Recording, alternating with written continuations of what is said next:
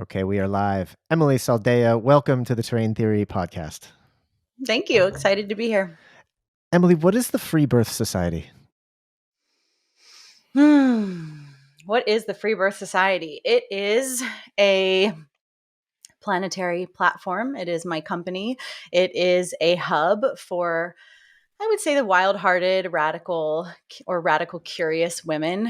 We offer education, support, coaching, focused on the sovereign birth paradigm, which obviously we'll be getting into over this next hour.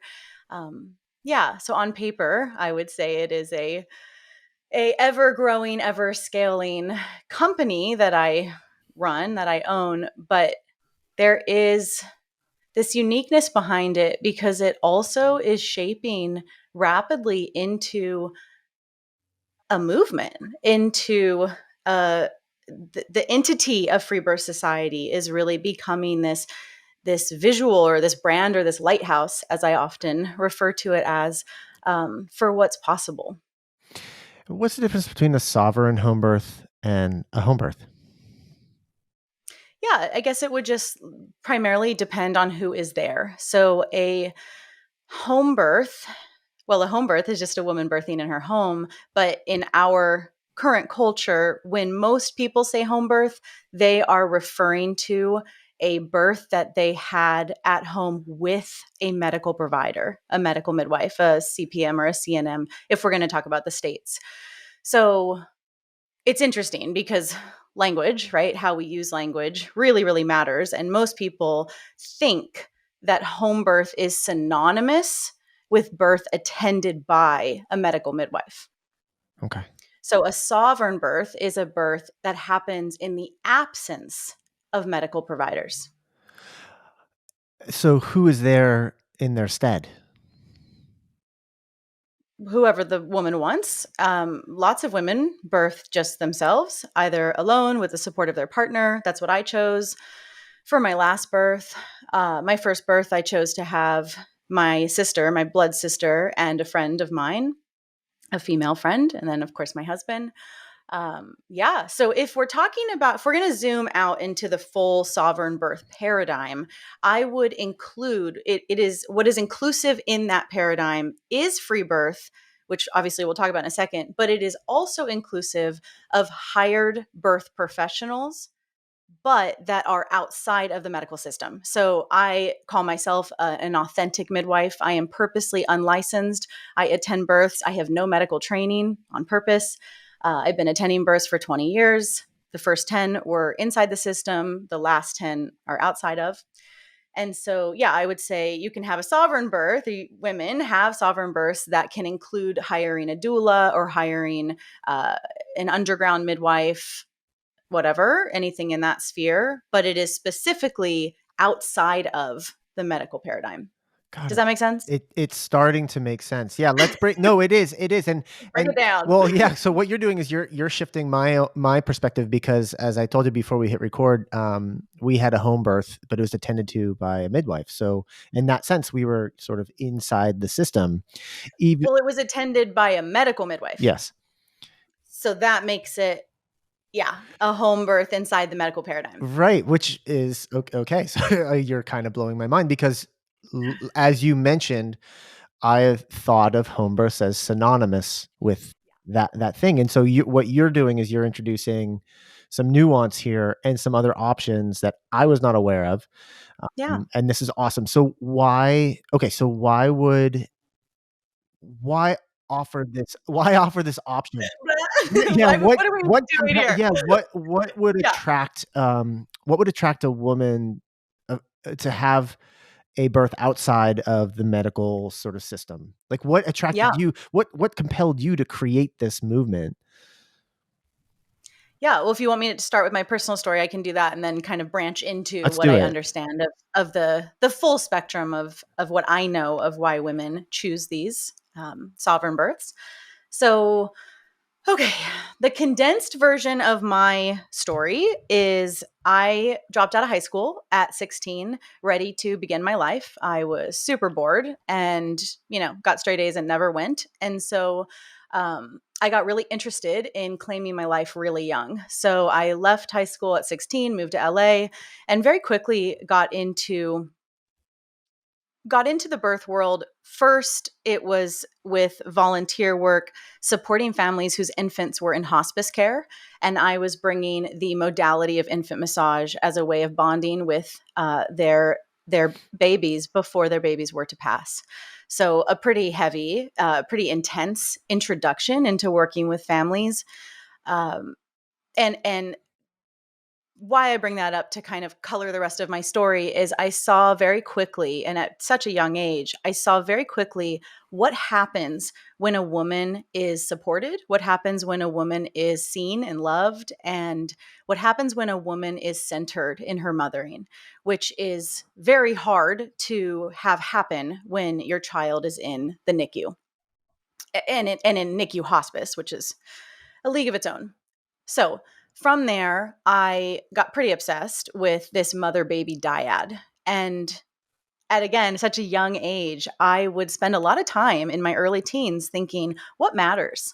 Like, what really matters? What really matters? And I'd go round and round on all these big issues. Um, and the long and short of it is, I realized, though it is cyclical for sure, really so much comes down to mother baby, so much comes down to mother, right? Mother baby, I use as one word, and I mean that wholeheartedly because they are one word. And so that goes into, I am young in my community. So older friends of mine start to have babies, start to get pregnant. I'm in the yoga community of LA. So my friends start to invite me to their births. And so, of course, I'm a yes. I start to see birth. My first round of births were all home births with medical midwives. And yeah, from that perspective of 17 now, uh, having no critique of the system, it seemed like the most magnificent thing I've ever seen in my life, right? I'm seeing birth. I'm seeing people come out of people. Like, what's more interesting than that? And so I'm feeling, okay, yeah, I got my thing. This is what I'm going to do. I'm going to take some trainings. I'm going to read the books. And then I go to my first hospital birth. And that's when really everything starts to shift. It's one of those markers, in my life. So I go to my first hospital birth. It's a friend of mine who I cared for very much. And what I realize now, or soon thereafter, was all I saw was a very, very standard induction into coerced surgical birth, um, covered in lies, manipulation, and abuse. But I didn't understand that yet. It was my first birth. I'm 17, right? So I attend this birth. It was horrific. And it ended, she was coerced into a C-section saying, your baby is definitely too big to pass through your pelvis. This is a common lie that they use. And they said, your baby is definitely 10 and a half pounds. Now, I didn't know yet about the scam of ultrasound. I didn't know yet about the giant discrepancies and, fallibility of ultrasounds. And so this mother agrees. She has the C-section, and the baby is 7.5 pounds. And so I left there and got on my knees in a parking garage at Kaiser Permanente and looked up at the sky or at the parking garage and just was like, all right, I'm in. Like, I'm in. I don't understand what just happened, and I am committed to understanding what just happened. So I'm going to fast forward through a part of this because then for the next 10 years, I work in the system. I am taught that reform works. I am groomed by mainstream doula organizations, mentors, associations, that being a doula and being a medical midwife or a medical midwife's assistant, which is what I did for many years, was how I affect change. That was how I help. And I believed it until I didn't. So I, in that time, attended hundreds and hundreds of births. I was incredibly successful in my doula company.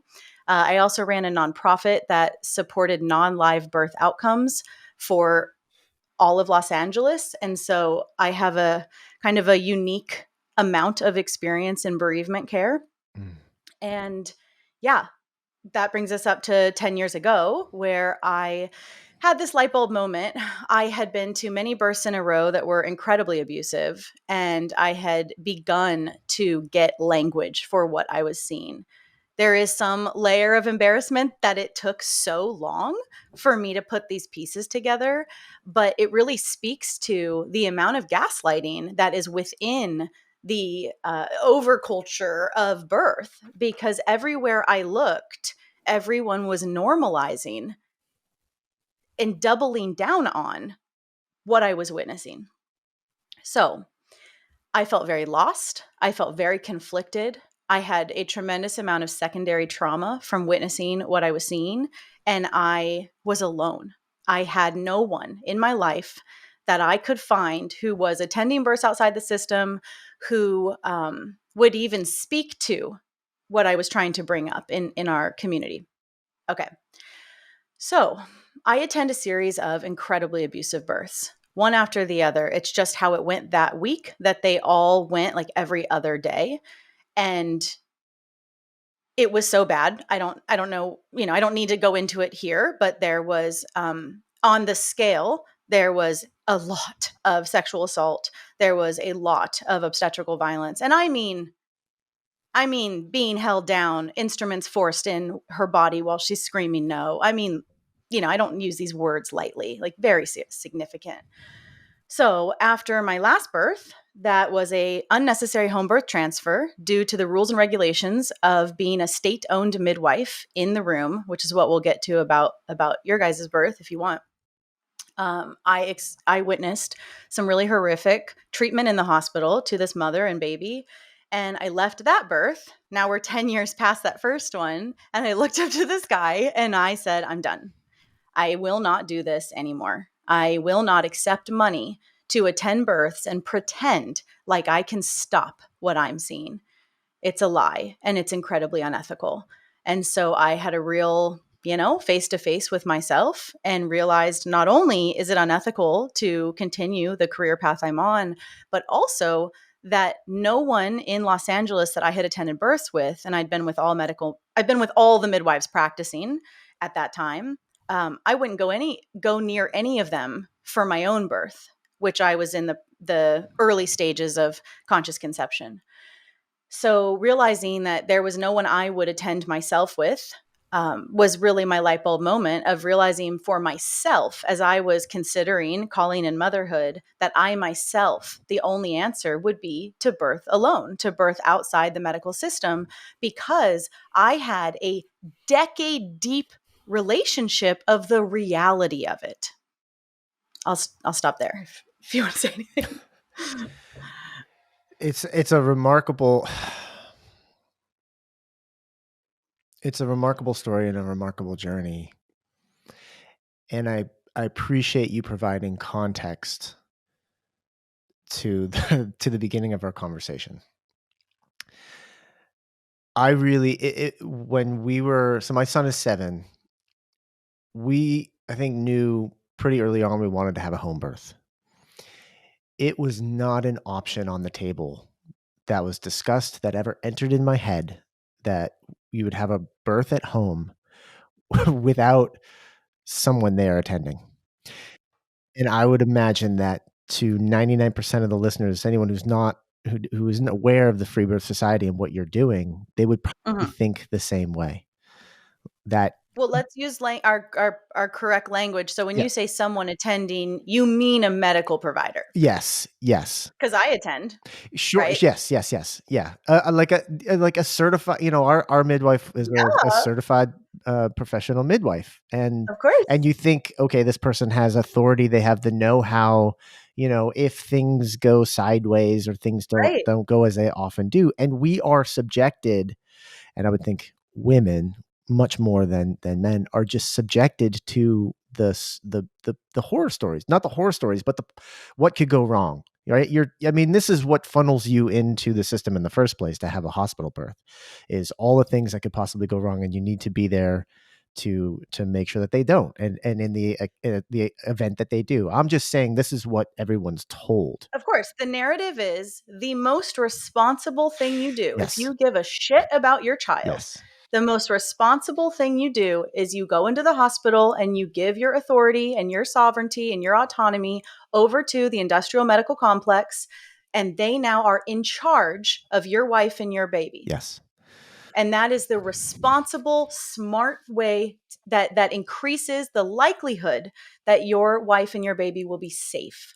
So then when you do the pretty radical thing of having the home birth, you better still toe the line. You still need a medical provider there. You still need someone in charge of your wife and your baby. Yeah.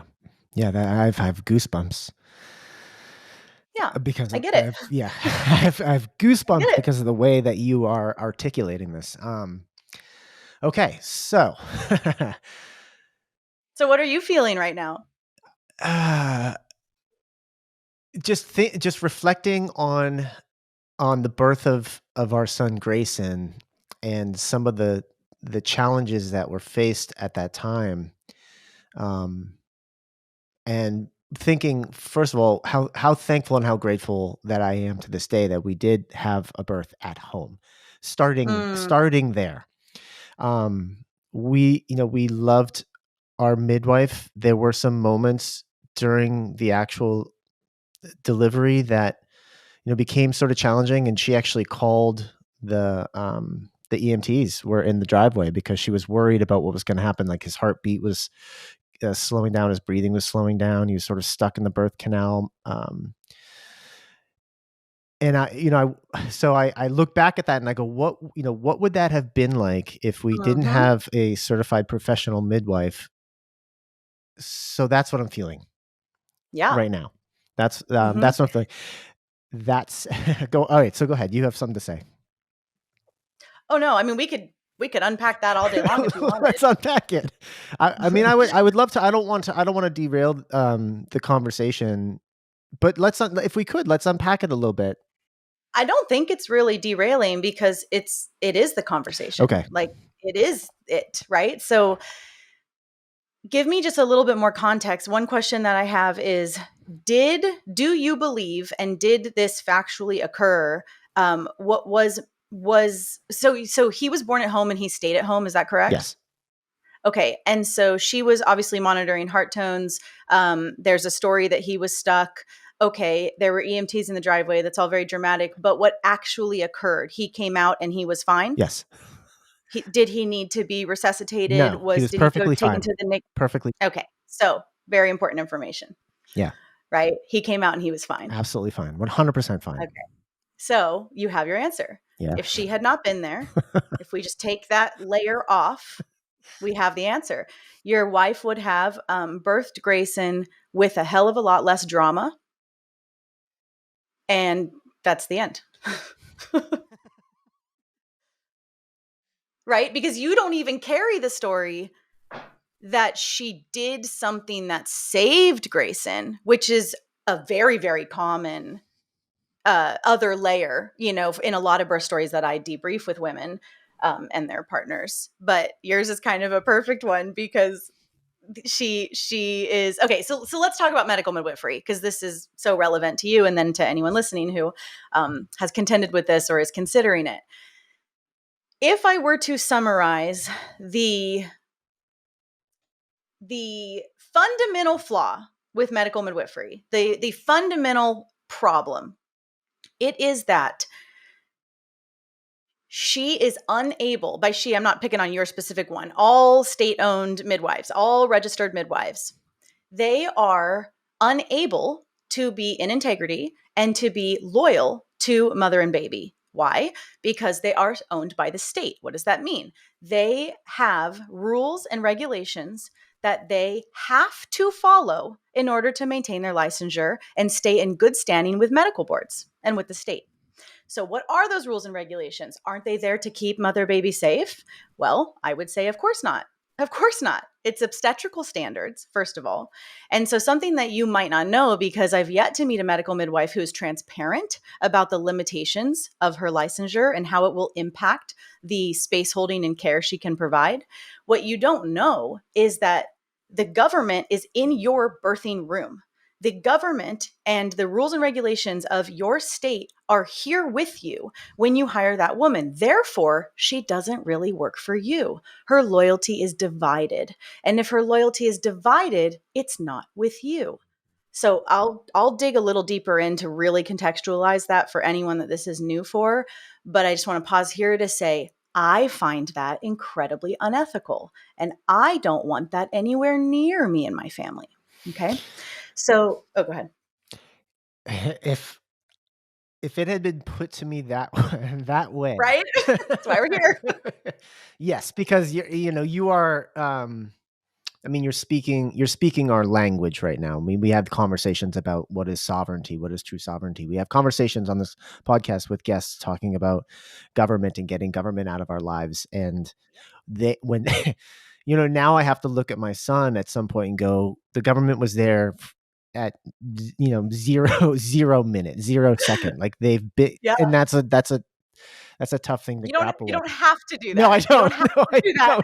don't. And you don't have to say that. Yes. And but it is an interesting point that yes, totally. I think this is such an interesting conversation because no one wants to touch birth. There's all these freedom fighters out there being like, no jabs. I'm a freedom fighter. The government's not going to tell me what to do. But would you make sure my wife's okay in birth? Would you definitely tell me when I need to go to the hospital? Like, hello, no one's looking at the thing that starts our lives, the origin of what grooms us into society is with these medical providers. No one's touching it. It's so interesting. Emilee, I can see I can see why many people would be coming and flocking to your movement. Just Yeah, given and what you've thank you. said, And yes, given what you've said so far, had right? I known this was an option, I would have advocated for it. Of course, I'm not the one making the final decision. However, I would have advocated for it, and I think this might be the direction we would have gone. Okay, so where do we where do we continue I from mean, here? if you don't mind, let me contextualize the rules and Yes, regulations please. a bit Yes. because I think that is really important.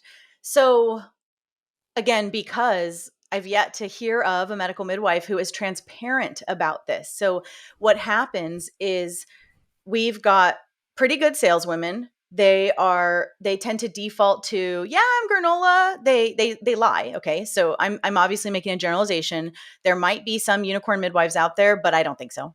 And so what I observe through thousands and thousands and thousands of birth trauma debriefs where there's midwifery betrayal, it sounds like this. Um, I only do vaginal exams if you ask for one. I bring the Pitocin, but I haven't used it in years. We only do that, if you're really, really hemorrhaging. And yeah, you don't need to do heart tones. Nothing that makes you uncomfortable. Hey, informed consent. What you say goes. I'm here for you. And then they show up in labor and they look at the mom and they say, sweetheart, I do think we need to just do one exam so I can chart it and know where you're at because I don't know if I should stay or not. Right. And then begins a million examples that I could give you of how it spins completely outside of, the bullshit they were sold. So there are some rules and regulations that are fairly common in the Western world. So there might be, depending on where you listeners are from, there might be some variance, but I'm going to go off of just kind of the average of the USA. Each state is a little bit different, but where are you guys? I'm in upstate New York, Benson, New Okay. Hampshire. I'm in New Hampshire, but we had the birth in Vermont. Okay. So one example that's pretty universal is a medical midwife is not allowed by her license to attend a birth that is beginning to unfold in before 37 weeks gestation. That in the medical world is called a premature labor, a premature birth. Okay. So if a perfectly healthy normal woman who births all her babies at 36 weeks, which I've attended quite a few of those, begins to leak her waters at 36 and a half, a medical midwife will say, you have to go, which is a lie. You don't have to go. It's not, she's not being arrested, but she will say, you have to go to the hospital for an induction. What would be more honest is for her to say, I'm going to choose my license here, and to stay in good standing with my license, I'm going to leave. Now, some midwives do say that. I'm going to leave. I'm going to abandon your care. And so what is a freaking woman in labor who has planned on this woman, has invested $6,000, has sat at the dinner table with her. She has met her children. What's she going to do? Yeah. Right? Yeah. Okay. So you get where I'm going with that. Okay. So she's also not allowed to attend after 42 weeks. So this is very common. Lots of women are still pregnant at 42 weeks. That's incredibly common. That's not even interesting. And so that would be another, your baby's going to die. Dead baby card gets all the women to the hospital. Quickest way to get a woman, to be subordinate. So things that are going down in the labor that are super interesting and relevant is a midwife won't let you know, a medical midwife, that if your waters are open for more than 12 hours without significant labor, you got to go. She can't stay. Okay. So women, the presence of meconium, that's a good one. Medical providers are terrified of meconium, which is the baby's first bowel movement. In the vast majority of cases, it is absolutely normal. In the vast majority of cases, it is a mature baby having its first bowel movement. It is possible, of course, it is possible that the release of the meconium, the release of the bowels could be a sign of distress. It's possible. Is it likely? No, especially in a normal physiological, biologically unfolding birth. Is it possible? Yes. But obstetrics doesn't play with that. Obstetrics doesn't play in the mystery. It doesn't play in the unknown. It's about knowing. It's about pathologizing. It's about preventing, right? So medical midwifery is a branch of obstetrics. That's important to know.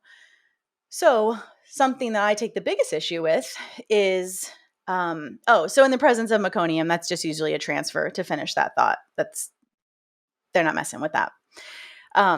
Okay, so let's get into third stage management because this is one of the most fucked up ones.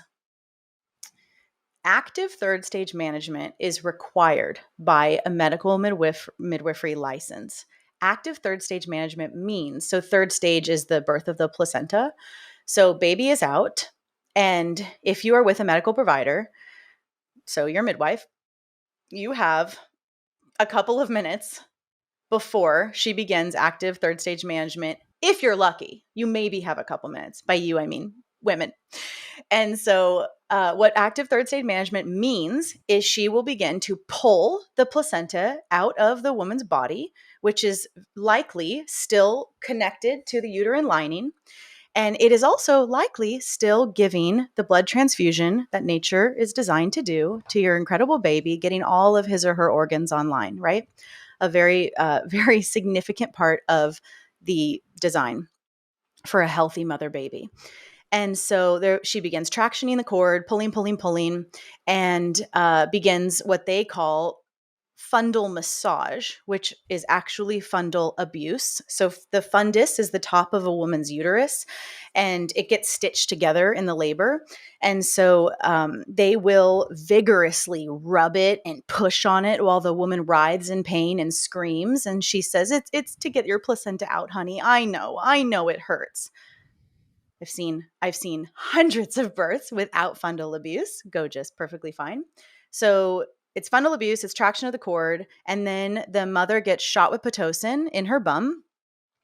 She is often not told that this is coming, and there's nothing she can do about it. She's going to get a shot of pit in her bum. There are some medical midwives who are slightly more discerning, slightly. But at the first whiff of her not thinking this is absolutely perfect to her terms, it's happening. And then, of course, there's many medical midwives who do this just routinely, which is what they're supposed to do in most states. So they get the shot. Now, Pitocin, I'll just very briefly say, is drugs. It's a synthetic pharmaceutical that it forces uterine contractions. It has a long-standing association with postpartum depression. What it's actually chemically doing is suppressing the mother's oxytocin, which at this point should be fireworking out of her pituitary gland as she eye gazes, as she kisses, as she smells. But by the way, with medical midwife, you're unlikely to get any of that because there's vigorous rubbing, there's wiping, there's suctioning. Maybe she's learning a new neonatal resuscitation technique, so she's bagging the baby just to practice. Yeah. And so she gets the shot. And now, if the placenta is still not out, the medical midwife will go inside the woman's body and she will go all the way up to her elbow and she will do manual removal and she will scrape it off the mother's uterus.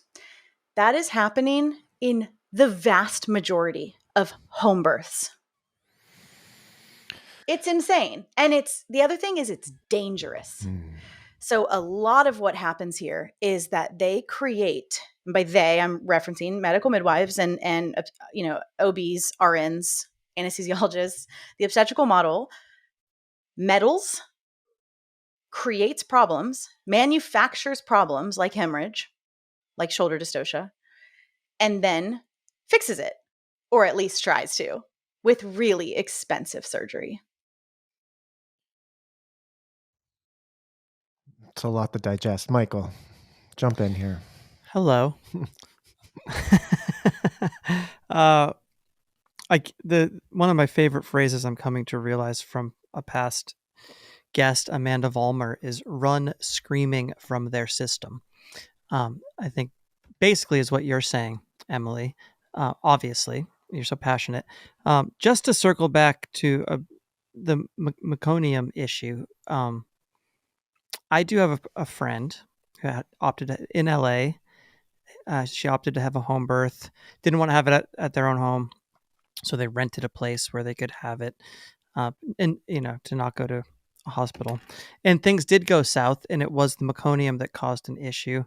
And they did lose the baby. I guess what I'm saying is certainly things do go south, despite people's best intentions, despite trying to go the holistic path. So could you just speak a little bit about that because this is reality. Things do happen. So first layer is I hold the couple of things you said about that birth pretty lightly because I don't know. Is it true that meconium is why that baby died? Because I've seen resuscitation mess babies up. I've seen Pitocin kill babies. Is it true that the baby releasing its bowels and then coming into the world caused the death? I don't know. I don't know. And this is, it's not hearsay. These are close friends. Totally. I know something about it. And I don't want to, obviously I'll keep their anonymity intact. But the story is that there was so much meconium, more than usual, that the baby ended up choking on it, and that was that. But what's so profound about the mech, breathing it in dialogue is that, and we don't know, this is not about this specific birth, obviously, because we don't know. But what I have seen in the system is, okay, this is really important. So I'm going to back up for a second. So when a baby comes out and remains intact, the baby comes out and its lungs are secondary as an oxygen source. It is not the primary. It will not be the primary until it is. And they can take multiple minutes to transition. They are still receiving, I mentioned the blood transfusion earlier, the placenta is holding on to, somewhere between maybe a half to a third of the baby's blood volume, and it will release that once the baby is outside. And so there's a transitional period where the baby doesn't have to figure out how to breathe with its lungs right away. And so it allows for an incredibly gentle and paced transition. Now, when a baby is cut right away, which are many, many, many medical midwives practice still, they don't get to transition. They are forced to figure out how to breathe. So if meconium is, so all babies inside have mucus and fluid and possibly meconium in their mouths, in their noses, it's all wet and mucusy in there. So when the baby comes out, it's normal that there would be mech and mucus and fluid in a baby's mouth. If a baby is cut and forced to, you get where I'm going with this, to suck into as a reflex can create problems. You don't really see that with an intact cord. And I'm not saying any of these are like black and white, because they're not, right? But you are Every providing nuance, and you're saying there can always be more to the story. And it's funny because it's a permaculture principle. It's like you're Of always building course. backup systems, backup systems, backup systems, backup systems. Of course, the human body would create backup systems upon backup systems for this most critical moment Right. in And it's life. just it's so important for us to, if we're interested in investigating our own relationship to life and to death and to birth, we have to hold, when we hear these stories, the like, okay, and what else happened? And Yep. what else happened? And what else happened? And know that we don't know. And so it's just not as black and white as these stories that get passed around, sound. Yeah. So to No, get I to the appreciate that. yeah, to get to the larger, super important conversation is, and what if the baby dies? And yes, what if? That is something that all women choosing a sovereign birth paradigm birth will contend with, because it is, on the fringe, because it is not the norm. Many women who birth in the system, will admit that they never even considered that because the doctor has it, right? Right. So, what is true is that all species experience stillbirth. Nothing in the development of science and technology has eradicated stillbirth. Life ends at every stage, right? So, pregnancies end at all trimesters, infants die, 60-year-olds die, life ends at all stage. Okay. So, first, we just need to remember that, Yeah. because we come into these conversations with this thick programming that says babies aren't allowed to die. Right. If that does occur, someone is to blame, right? And obviously we all can relate to this this thing that is taught to us that is in the zeitgeist without necessarily saying it, which is, if a baby dies in the hospital, we get to say they did everything they could, right? And if a baby dies at home, you irresponsible, neglectful mother, you should be jailed. Right. Okay, so death is a huge conversation in the free birth community. What I guess I have to say about it in a nutshell is, when you understand normal physiological birth and how to best protect it and support it, you actually realize that birth is inherently quite safe. Hmm. Does that mean it has eradicated sometimes babies will not come here? Of course not.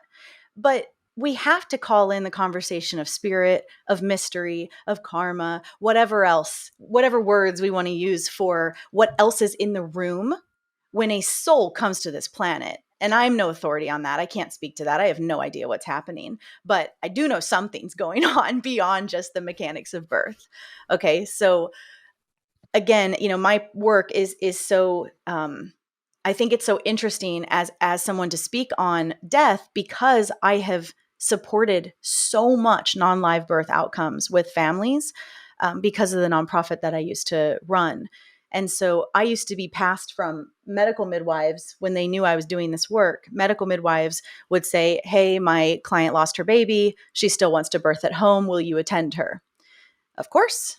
And so I got into this kind of interesting pocket of being with women who had lost their babies and didn't want to go be induced, be C-sectioned, still wanted an at-home funeral, wanted to hold her baby, be with her baby, which taught me a lot. And it's profound. So, yes, what if? And the path to navigating what if is incredibly subjective, so personal. There are, and usually this is for the dads, there are 5 or 6, just, I would call them almost black and white emergencies that we don't fuck with. If they present, it's very obvious, it's very serious, and you are grateful that there's a surgical room in your county, right? Now, what people just cannot comprehend, because of all the shows and all the stuff, is those almost never happen. They're so rare, I don't even find them interesting. They're so rare. And being where I am, where I'm tracking tens of thousands of sovereign births, I've heard of one cord prolapse. I'm like trying to think of what I've heard of: one transverse position at the time of birth. I've heard of one placental abruption. I mean, one. I've heard of no hemorrhage. I've heard of no maternal death. I mean, that's pretty significant. Whereas, I mean, well, let's compare then. Let's compare, because one of the findings when we were doing the research on home birth, statistics, what happens to, what tends to happen to moms or babies if you're birthed in the hospital. I mean, what are those comparisons? The numbers, like how does that Oh, I don't know. shake out? Okay. But I mean, I don't even trust the numbers anyway, fair. because the home birth numbers are with medical midwives, and the moms are getting pit, and the babies are getting recessed. And so Yeah. really what we need to do, and I'm just waiting for my platform to be bigger so that I can confidently do this, but really what needs to happen is a sovereign birth survey where we have 5,000, participants, and get some hard data as close to it as we can of actual physiological birth, because that doesn't exist. There's no data on that. Well, one of the themes of, I'd say, this show, this whole like terrain theory movement, is a return to nature. Mm-hmm. And it's so fascinating to me. We all at this point have seen videos of animals in the wild giving birth. There's no one attending that animal. You don't have you're not in a room, you're not in a delivery room. These animals, the instinct sort of kicks in. They know what needs to happen. And it seems to me like everything sort of unfolds the way it's supposed to. And as long as there isn't like a predator around, and we don't worry about that as humans. We don't have to worry about that if we're doing home birth. But my point being that we're told we have been removed from the birth process. We've been removed from nature, and then by extension, sort of removed from the birthing process. We don't own it anymore.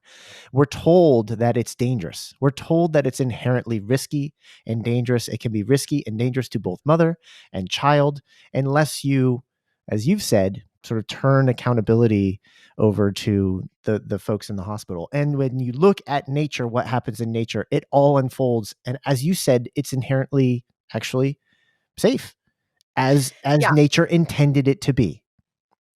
Like everything in nature is oriented towards us surviving and towards us healing spontaneously and thriving. So if a predator were to present, all mammals, including women, would stop birthing, which is exactly why when women get in cars and they go to the hospital, all of a sudden their contractions go away. All of a sudden their cervix is now getting monitored and, at 2 centimeters instead of the 8 that it might have been at home. Well, duh, because she just showed up into a pride of lions.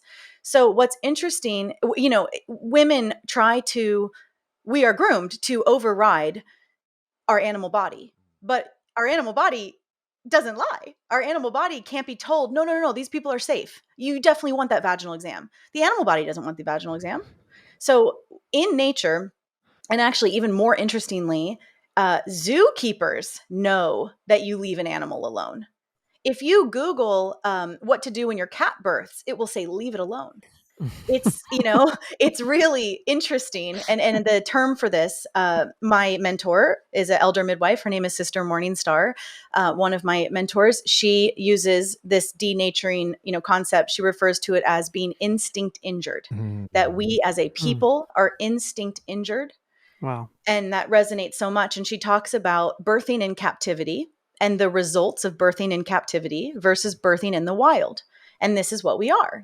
I birthed in the wild, you could say, because I had no medical framework. I had no management. I had nothing. I had me. I had my husband. I had my bath.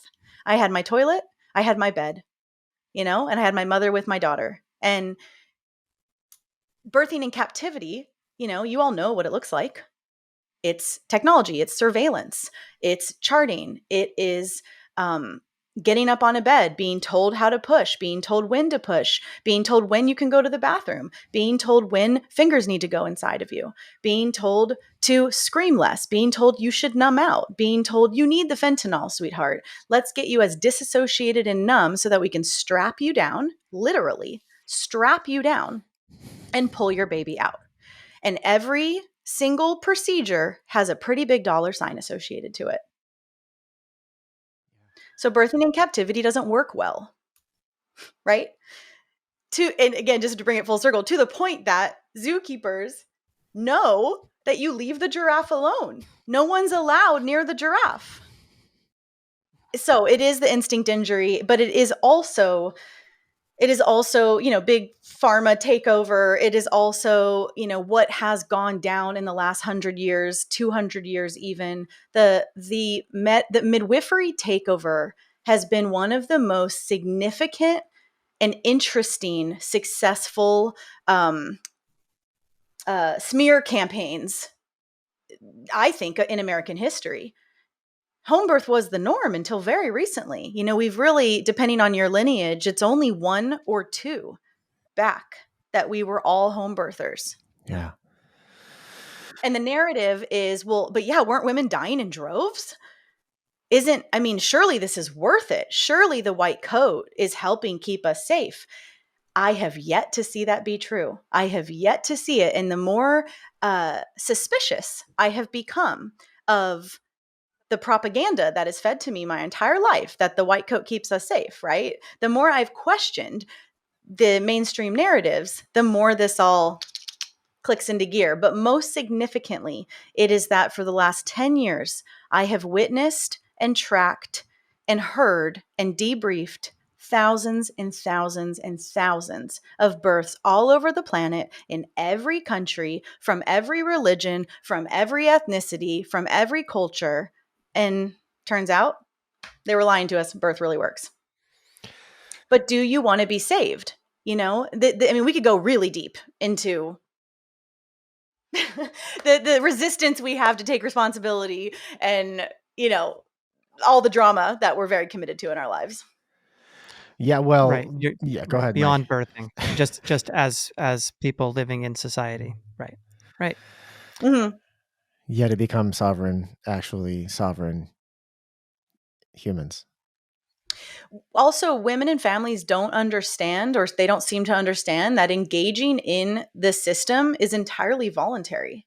And that might be one of the most important things to remember and to shout from the rooftops. You don't have to have health insurance. You don't have to call and ask who your OB is. You don't need to do that. Right? It's quite freeing to see who you are without that.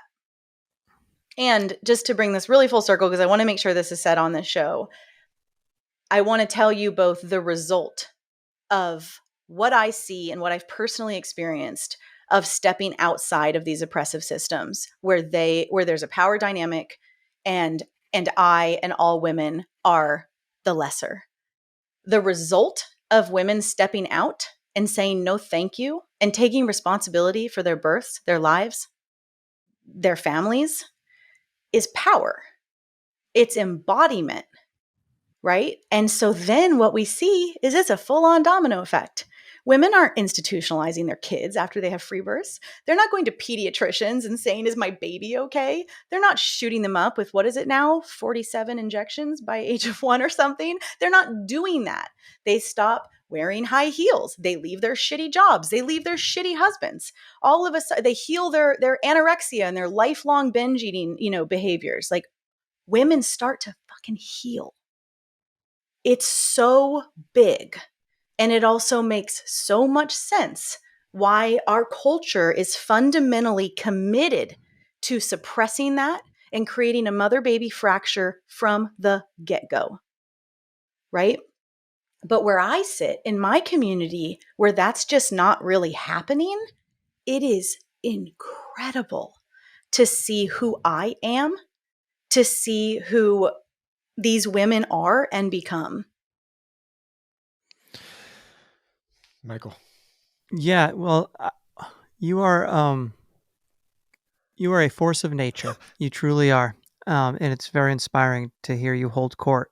I don't really want to say too much. I'd rather just listen to you. But I'll say one more thing. I think what is well, you would know infinitely more than me. I imagine there must be others like you, but you're certainly a shining, blazing comet of articulation of deep truths. But I'm just what I think the reason that you are who you are is because you got into this so young, right? It's like as you said you were what, 16, 17 years old, and all of a sudden Yeah. you're down on your knees in a parking garage saying like something ain't right here. And it's similar, Ben, when we talked to Victoria, like this, when somebody like is turned on to the system being a fraud. Ruthie always reminds me how I had the system is a fraud bumper sticker on my Volvo when I Mm-hmm. was 22. And I was like, it's like, yeah, I was right back then. Like it took Mm-hmm. me another fucking 20 years to do something about it, but I You were knew. marinating. You were marinating. Yeah, exactly. Exactly. But I think that's why your fire to me, I'm just meeting you today for the first time, but it seems to be so bright is because you really you got the message really early and really young. And that seems to be this just comes down what does that come down to for our culture? Like how do you reach the youth? How do you educate? How do you Mm-hmm. instill these values from the word Well, go? I mean, it happens in our families, right? Like my daughter and son, this is their reality. Yep. They've never been to a doctor. They only know an intact mother, and so how that creates an intact family and intact births, and then the ripple effect, it just becomes the norm. I mean, it happens. It can happen really, really fast. And yes, my personal level of experience is unique Yeah. right now. Um, my creative partner has also been working in the world of birth for 20 years, but she's never worked in the system. Yeah. And so you guys should have her on. You think I'm articulate? It's insane the way she can break spells with her words. So she's incredible. Her name's Yolanda Norris Clark, and she's would be a great guest. She also just came out with a book, so that would be fun to talk about on ecstatic birth. Anyway, so she's definitely another powerhouse and light in this who also has the same amount of experience, but in this different way because she's had 9 children, all at home, sovereign births. She's pregnant with her 10th. And then, of course, we have our foremothers. We have the women who have carried this movement more underground. What's unique Right. about what I've done is because of my generation, just my time in history, I took this into Instagram, podcast, Right. the way in which this work has carried just through the time I'm in is pretty unique to me. And what's so beautiful to track is that in just 6 years, now a lot of our phrases have just become normal phrases. Free birth is becoming a normal choice for home birthers. Birth workers are now working more and more in the sovereign birth paradigm. I mean, it is crazy to see how fast women are waking up to this, which also doesn't surprise me because women are smart and they want their babies to be great and with them and not taken. And so to bring back to what you said at the very beginning of this episode, why would women choose this? One of the most common ways that women come to this choice is after first being abused in the system, right? And so I would say that's like, if I had a pie chart, that would be the majority of women who at this time are choosing it because they had such horrific experiences that they said never again. I've worked with women in the Middle East who, will pretend that they're not even in labor until their husbands go to work and then stay home quietly and have their baby because they would rather kill themselves than go back to the hospital and be treated the way they were treated. It's very serious. It's very dark what's happening. Yeah. And so, it is life and death for some of these women. And anyway, so a lot of women come from trauma and say hell no, and they take responsibility. And it becomes in those women's minds, Well, really, to pivot to the conversation of risk is also important here, because birth is risky, but so is driving a car and eating food and um, walking in the rain. You know, everything has its own unique set of risks. And that's important to the what if and the death conversation, because hospital birth is risky, home birth is risky. It's all risky because we're alive. Everything carries risk. And so what it really is what set of unique risks can you live with? Right. And so these women, and I'm kind of, I don't mean to speak for anyone else, but from what I track, and certainly for myself, I know what I get in the system. I don't trust it. I don't want it. That does mean that when I birth at home, I am risking a possibility that my baby could need an OR, or I could need an OR, and I would be an hour away from one. Yes, I can live with that. I also want to say something you're really not allowed to say, but if my baby were to die, I better be at home. Yeah. I better be at home with just my husband and my daughter and my son and my community. I mean, like sovereign death Yep. is incredibly important to me. That doesn't mean I want my baby to die. That doesn't mean I'm reckless. Of course not. It's an interesting you've come to the other end, the alpha and now the omega. And this is a completely separate conversation, but it also is, we're looking at all of society, but sovereign death. We're not afforded that either in this culture, are we? How many? It's not the other end though, right? Because death and birth Yeah, are often in the room together. sure. And that's not implying that babies often die. They don't often die, but yes, it is actually all, there's a saying in the birth world that you birth how you live. And I would add that you die how you live. Yeah. And so what I know is true is that the vast majority of babies coming into the world are born on drugs. Yeah. And the vast majority of people leaving this earth are on drugs, and they die on drugs. And that's a no for me. Amen. Emilee, we're almost at an hour, and I don't know where the time went. You're certainly leaving me with a lot to think about, a lot to reflect on, a lot to think about. I can only imagine the same for the listener. I'm almost hesitant to close out this conversation because it feels like we've got so much more to go. I do have one question for the women out there who maybe are long into their motherhood or maybe aren't even yet. What do you offer for those women, like outside of just the birthing process? And what other ways are you supporting women in the empowerment of women? Yeah. And I will say, I don't use the word empowerment. Sorry. Okay. Yeah, because don't there's a sorry, you can transfer. use It's a it. transfer of power, Yeah. isn't it? Yeah. Yeah. I know this. I don't personally use it because empowerment is a temporary state. Yeah. I'm interested in power. Yeah. And I'm interested in what happens in the contagion, you could say, of power. Okay. When women are around powerful women, there's this contagious resonance that happens, but it's not it's interesting because it's not, I would never say I empower women. That's bullshit. No, I don't. I have no idea what they're going to do. That's for them to figure out. I'm focused on myself and being powerful, right? And so I get to show up in my 100% responsibility, and everyone else can do whatever they want.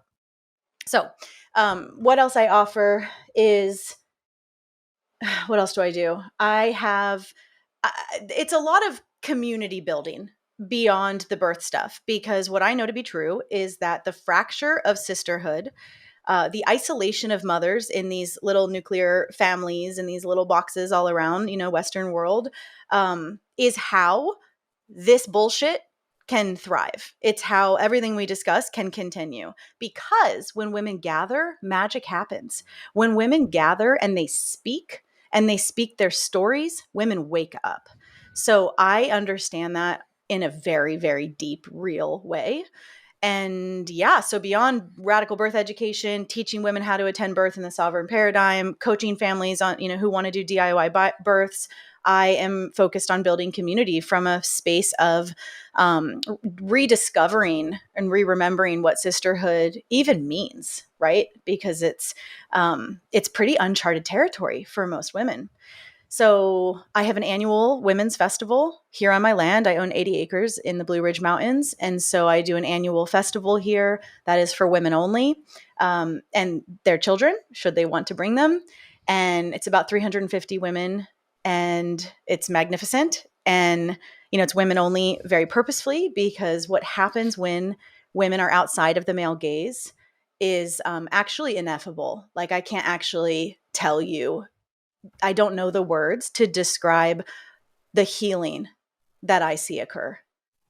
So that's incredibly important to me. And that's for all females of all ages. Grandmas come, young girls come, maidens of all ages come.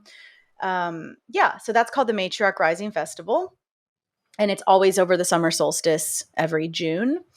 And then we have an online community that's also for all ages. And we have lots of maidens, because, of course, my preference is that women don't first have to be traumatized to find these options, right? And I also want to say, because I didn't say this at the beginning, I fundamentally believe and think that women should do whatever they want. So I'm not walking around with some like all women should birth in the sovereign paradigm. I have no idea what all women should do. And that's really important to this message, right? To not like muddle it, that I'm not like a preacher of what everyone should do. And actually, some people get really upset to realize I'm not interested in telling people how to live. They're like, you're not a cult leader? Yeah. So I have no idea, you women listening, what you should do, but you might, and then you should do it, and do your actions align with what you want. Right. And that's a lot of what my coaching offers. Is I work with a set of tools that I call my self-mastery tools. And they are what I have used since I was a young woman to step into self-responsibility. I work with commitments like being the resolution I want to see in the world. It's how I dealt with COVID. It was, I don't mean that I got it. I mean, it's how I dealt with the facade of it, Yeah. with the game, as I call it now. And instead of, getting in deeper, I just opted out, and I just decided I wasn't going to play the game, and I bought land and I created the life I wanted. Short version there. So you can find everything at freebirthsociety.com. That will link out to all of my many other things. And I will say, if you aren't regardless of what stage you're at, if you are a woman listening, come see what it's like to be with only women on such a large scale. It will change you. Amazing. And Emilee, the question that we ask all our guests at the end of the show, what are your non-negotiables, the daily habits you do to tend to your terrain? Yeah, I saw this question in my email and I actually laughed when I read it, because I don't have any non-negotiables. I think my very personality is that everything is negotiable. But I will say, the only thing I came up with was, focused, phone-free, work-free family time. I make a point every day to spend one-on-one time with my daughter, even if it's just for 15 minutes, but that is just she and I alone for really, I set a pretty small goal for myself. 15 minutes would be the minimum. But also with my baby, who's only 1 year. But I just make a point every day to spend one-on-one, totally tuned in, present, practicing full presence. And then, all of us as a family. That's really all I got. That's a lot and very important. You mentioned the Free Birth Society website. Are there other places where the listener can learn more about you?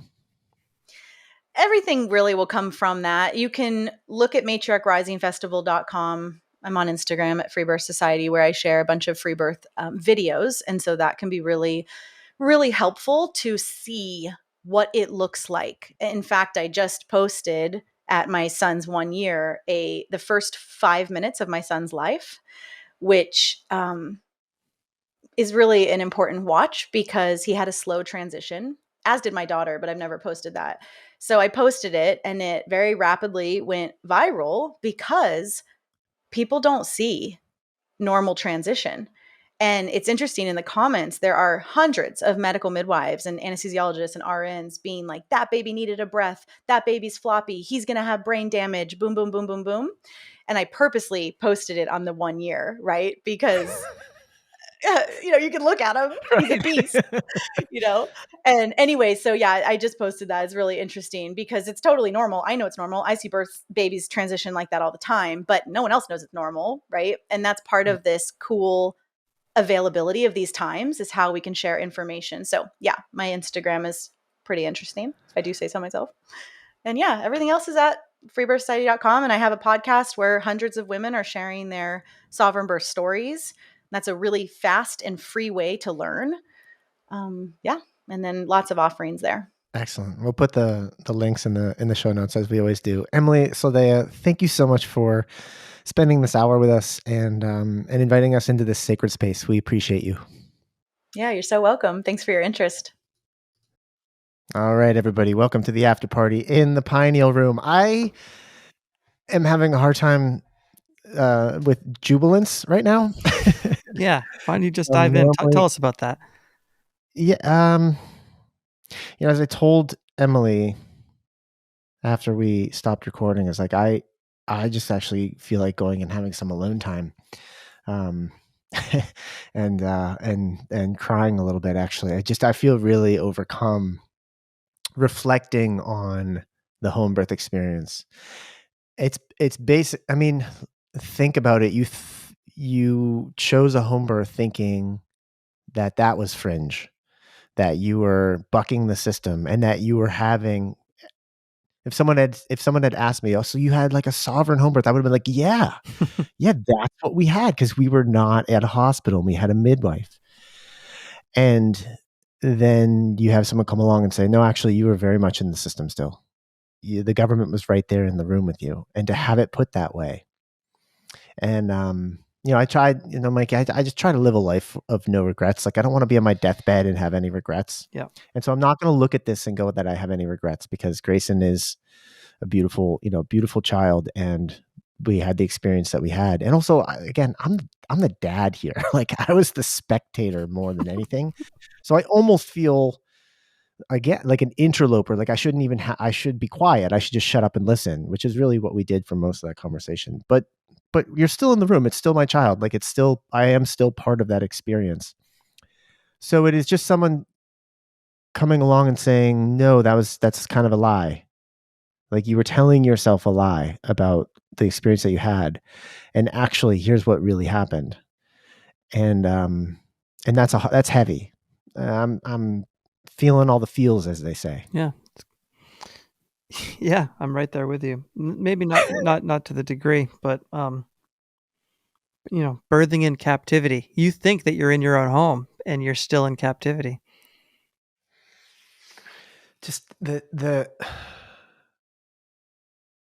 understanding that a certified professional midwife has a split allegiance, and therefore is not allied entirely with you, the mother, it's just mind-blowing to me. That she is obligated, she is owned by the state, and therefore the state is there, and she is obligated to perform a certain way given certain situations. It's no different than, doctors who have to give up their medical license because they want to actually try and cure someone from cancer using a protocol that isn't authorized by the state. It's the same shit. Yeah. It was eye-opening for me, and I'm not going to call her out by name, but one of the things that really opened my eyes, that was shocking. So we had Grace in 2016. So COVID comes 2020. So he's 4. And I saw, because I followed them, the midwife and the entire crew immediately lined up and got the COVID jab. And I was like, wait, that does not align with how I pictured my crunchy, out of the system, granola midwife. And that was a real eye opener for me. And so, that's why I'm not just a quivering mass of jello on the ground right now, because I'd already been made somewhat aware of the reality here. But that was an eye opener. It felt like, wait a minute, you guys are, You're going to go along with that. And then, of course you're like accepting, you go, okay, I guess I get it. You're a business and you want expecting mothers to feel safe, in this time, especially. But anyway. Well, Yeah. it just underlines that fact that these are medical professionals. Like, we didn't really Yeah. think of them that way. We thought of them as more like, what would be the word? Like, I think colloquially in our culture, we think of the midwife as like the torchbearer for holistic principles and, Yeah. and ideas, like the old world. We sort of put them on a pedestal as like the underground sacred hidden knowledge of birthing at home, but to know that Yeah. like the government is sort of in their pocket it's a slap in the face. In the pocket of the medical midwives. I guess one of the things I really appreciated about Emilee is her attention to words and phrases. It just sounds like some of the other guests that we have enjoyed so thoroughly and who have left a lasting impression on us around the same thing, that words matter, phrases matter. And so distinguishing between like a medical midwife and maybe one who is more of like a free birth midwife or doula, people who are outside that medical paradigm, allopathic medical paradigm. I'm going to have to spend some time too, just imagining a free birth, a sovereign home birth, without, like, of course you can have a doula, but without that representation of someone who, has the instrumentations and all that. It's completely having to repaint that picture in my mind. And I'm going to have conversations, like I'm going to be seeing, a lot of people, like a lot of women, some of whom have had home births, and I can't wait, one, to put this episode in front of them, and then to have the conversations, like, would you do that? Would you feel comfortable do that? Like, these are people who've already had kids. Would you even entertain it? And what would hold you back from it? And it's interesting too that Emilee mentioned that she was surprised but not surprised at how fast this movement is growing. And I'm not surprised either, because it speaks to the uninjured instinct that's in a woman. It speaks to that maternal instinct that gets injured when you go into the system, when you choose to have a birth in the system. And I think that the instinct probably of most expecting women is, leave me the F alone. like the cat giving birth. Like, yeah, I'll have, maybe my family and my partner here. But other than that, like, I don't want to be in a hospital room. Like, I just want to be in a quiet place in my home where I'm most comfortable. Yeah, of course. Yeah. The injured instinct. That's one that's going to stick with me for a while. It's beautifully said. Instinct injured. Instinct injured. I'm right there. Yeah. And it's so fucking Ishmael. It hurts. It is so Ishmael. It really is. Yeah. Yeah. Radical. So radical moms are radical curious was another phrase that popped out to me. I love that. Radical curious women. I jotted that down. I think the one that she mentioned coming back on again, we're definitely going to have her on. We'd love to get her creative partner, Yolanda Norris Clark, on as well. But when we do get her back on, we'll dive into the scam of ultrasound and Dopplers and what that potentially can be doing. Because again, like, all of this happened with a midwife, and I just assumed that if my midwife is doing it, it must be safe. Yeah. If whatever my midwife is going to do, whatever the midwife is going to do, to my partner, it's got to be safe. It's fine. I totally trust this person, and that's the rug being pulled out from under me right now. Yeah, and I love that she said that. I don't know exactly how she phrased it, but in my notes it says her brand. It's a brand for what is possible. Which, yeah. That's fucking brilliant. I mean, that's been something that's been coming up the last couple episodes. Just people don't even know that these options exist out there. And so that's the work, that's the education. Here's what's did you know that this is possible? I bet you never thought about it this way. It's beautiful. It's really beautiful. I bet you never thought about having a baby with just you and your partner at home. And that's it. Just the two of you. No one else there. Yeah. Yeah. Can you imagine that? I can now. I mean, I can now, but it takes some work. It takes some work. Again, I'm just have to sit with this for a while. Yeah. She's got a bunch of other like courses and like events and opportunities for women that they offer through the site. One of them that caught my eye that we didn't get to, but the Blood Mysteries School. So just something around women's menstrual cycles and all of that. And so that's such an interesting one that I definitely want to explore when she comes back on. It's you and I, a couple of dudes treading into this sort of sacred feminine space, and so I really am so grateful that she is willing to open up as much as she does. Yeah, that felt sort of like Um, a landmark episode in a lot of ways because she yeah, so embodies that sacred feminine, and I think maybe we don't have enough of that on this show. probably we don't. Yeah, more of that. I would welcome more of that. I would welcome. I imagine some of the listener would too. Um, yeah. What else is going on with you, my friend? Uh, Still not drinking coffee. I gotta say it's hard. It's hard. I feel like I'm missing an edge, is how I felt Okay. the last month. Yeah. Not in any sort of detrimental way, but like yesterday we had a recording session here at the house, and it went fine. It went great. There was nothing wrong with how it went at all, and there was nothing wrong with me. I was fine. But I did feel I was just missing a certain little spark, a certain Yeah. little like go get 'em attitude. Um, but it's psychological. It's physiological as well. But Certainly. the insecurity of feeling like I'm missing that spark is what's psychological. I don't think I acted or behaved any differently. Maybe I don't even think I performed better. I think it was exactly the same. But there's just this little voice in the back of your head, like everyone else is drinking coffee. It's been a long day. You're starting to flag a little bit. Yeah. So that's staying with me. I mean, it's that time of year too. I'm bothered by, I don't know, you're like me. We grew up in the Northeast, like we revere the autumn, right? And the foliage, and it's like it's sacred. And they're fucking it up. Like the geoengineers. I just see it happening. I can't pretend to not see that the leaves are just going gray. They're just going gray and falling off the trees. They're not like having their natural death cycle. There's nothing gradual about it.